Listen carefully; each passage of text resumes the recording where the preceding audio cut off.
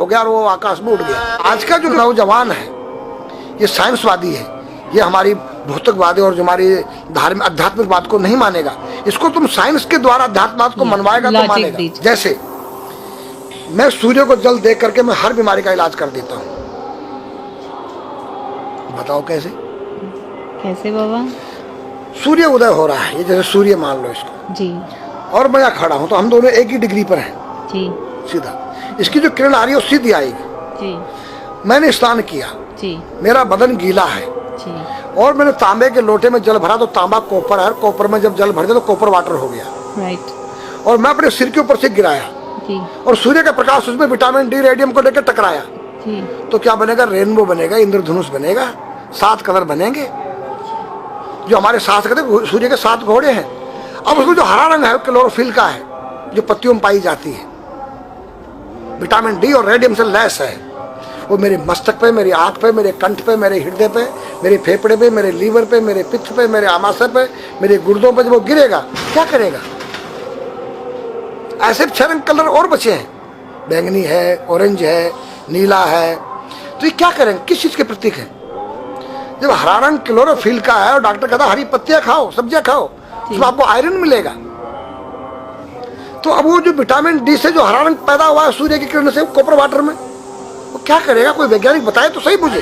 एक अमेरिका का चेला है, एक रूस का है, वो मेरे भक्त बने हुए हैं। हरिद्वार में क्या वो कोई जल दे रहा होगा सूर्य को, वो भी अपने ऐसे से फेंक रहा है, मैं बैठा देख रहा हूँ ये क्या कर रहा है। मैंने उसको बुलाया तो मैंने यही फार्मूला उसको समझाया। वो मेरा शिष्य बन गया, ओ ये तो साइंस। मस्तिष्क पर तिलक क्यों लगाते हो इस जगह पर? पहले लगता है पीला, फिर लगता है लाल, फिर लगता है सफेद। 3 कलर क्यों लगते हैं? काला क्यों नहीं लगता? चौराहे पे 3 बत्तियां हैं, जी देखा होगा। जी। लाल क्यों है? फॉर डेंजर स्टॉप, खतरा है। या डेंजर, खड़े हो जाओ, खतरा है। जी। पीला देखो, चलना नहीं है। हाँ, देखो, रेडी रहो, देखो। और सफेद चल, सफेद, सफेद तो हाँ, चावल लगा रखे ना मैंने सफेद। हाँ, हाँ, वहाँ हरा है, वहाँ हरा है, रेडी टू गो। गो हरा गो है। नहीं सफेद, अगर युद्ध हो रहा है, गोलियां चल रही है, सफेद झंडा लहरा दिया जाए, पीस, शांति का प्रतीक है। चावल ठंडा होता है। और हमारी यहाँ पर सुषुम्ना नाम की नाड़ी है जी। लाल कलर है कि तुम इस योग सहयोग में आके तुम बैठ सकते हो कि नहीं? ये माहौल तुम्हारे योग्य है या नहीं? या जुआ चल रहा है, या शराब पी जा रही है, क्या तुम बैठ सकती हो? देखो पीला कलर है, देखो,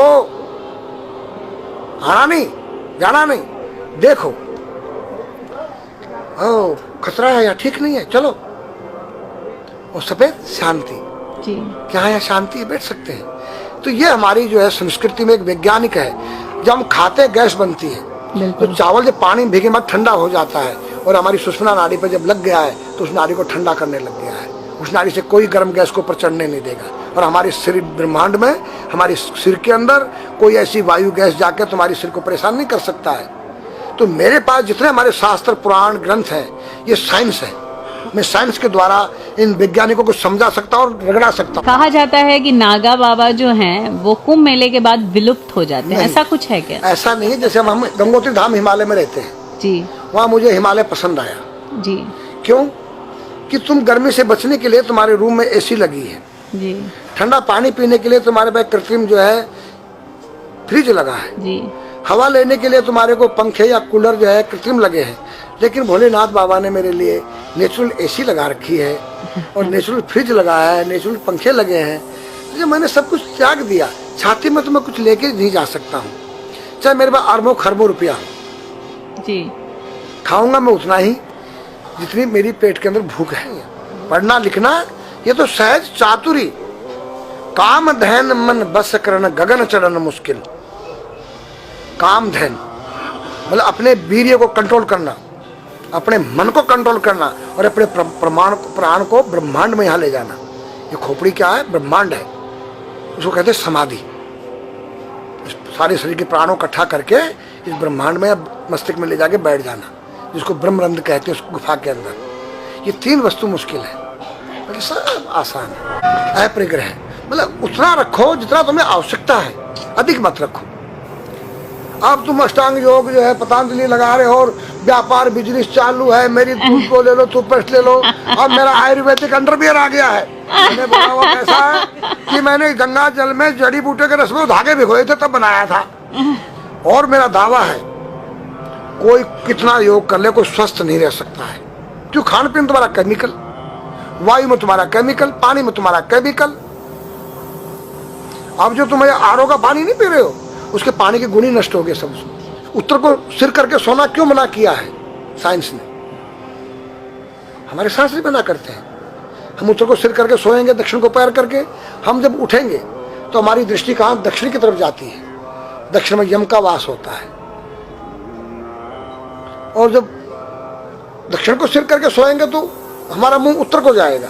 उत्तर हिमालय है, भगवान शिव का कैलाश है। साइंस कहता है कि पृथ्वी के उत्तर ध्रुव दक्षिण ध्रुव है। पृथ्वी कैसी है पता है? तेरा सिर, सेम तेरा चेहरा 23.5 डिग्री के अंश पर है। ये थोड़ी सी चुटिया नाप लेना अपनी प्रकार लेकर के। तुम भी नाप लेना, तुम भी नाप लेना, मैं भी नाप लूँ चाहे। ये थोड़ी सी चुटिया 90 पर नहीं है, ऐसे तिरछी झुकी हुई है। ये चुटिया ये थोड़ी है 66.5 डिग्री का कोण बनाती है। तो ये जो चुंबकीय मैग्नेट पावर है उत्तर से नॉर्थ से साउथ तक, हम जब सिर उत्तर की तरफ करेंगे तो ये नॉर्थ है, वो नॉर्थ है। नॉर्थ को नॉर्थ धक्का मारेगा तो तुम्हारे दिमाग में और तुम्हारे हार्ट में डिस्प्लोजन होगा और बैलेंस बिगाड़ेगा। इसलिए साइंस भी कहता है कि उत्तर की ओर सिर मत करो, और हमारे शास्त्र भी कहते हैं कि उधर मत करो, नीचे उधर दक्षिण की तरफ यम का वास है, उनकी तरफ दृष्टि पड़ती उठते ही। मतलब एक कहने का फर्क है, एक चीज एक ही है। आज हमारे पास योग की विद्या थी वो गायब हो चुकी है। अब तो जो थोड़ा सा कोई एक चूहा था वो दुकान में गया, उसको एक हल्दी कंकर मिल गया, बोला हम पंसारी हो गया है। हल्दी मिल जाने से पंसारी बन गया। जो पीटी स्कूल में कभी किया होगा आप लोगों ने, पढ़ा होगा स्कूल हाँ में, जी। उसी को योग कह रहे हैं। योग क्या है? भगवान कृष्ण के पास था, उज्जैन गए थे संदीपनी ऋषि के पास सीखने के लिए। एक ही समय में 16,808 राणियों के साथ बात कर रहे हैं अलग अलग रूप में। योग से अनेक रूप बन सकते हैं। योग हनुमान जी के पास था। जब लंका में घुसे हैं तो मच्छर का रूप बनाया उन्होंने, मत्स्य के समान रूप धर कर, मच्छर के समान। जब सीता के पास गए छोटे से बनकर तो पूछा क्या तेरे जैसे ही है सब? कि हाँ। फिर तो श्रीलंका पे विजय पाना असंभव है। तो हनुमान ने पहाड़ का जैसा रूप दिखाया, हिमालय जैसा। सर्जविन करना, अपने प्राण को निकाल के मुर्दे में डाल देना, उसको प्रकाया प्रवेश कहते हैं, जो आज है ही नहीं, लुप्त हो गई। जो जानता उसने